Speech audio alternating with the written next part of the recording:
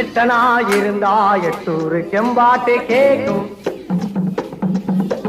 பத்தனா இருந்தா பத்தூரு செம்பாட்ட பாடும்.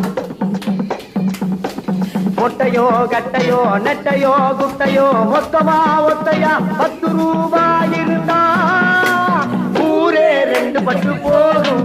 இந்த நாடே 2 கட்டானாகும். ஊரே 2 பட்டு போகும். இந்த நாடே 2 கட்டானாகும். எட்டனா இருந்தா எட்டூரு செம்பாட்டு கேட்கும்,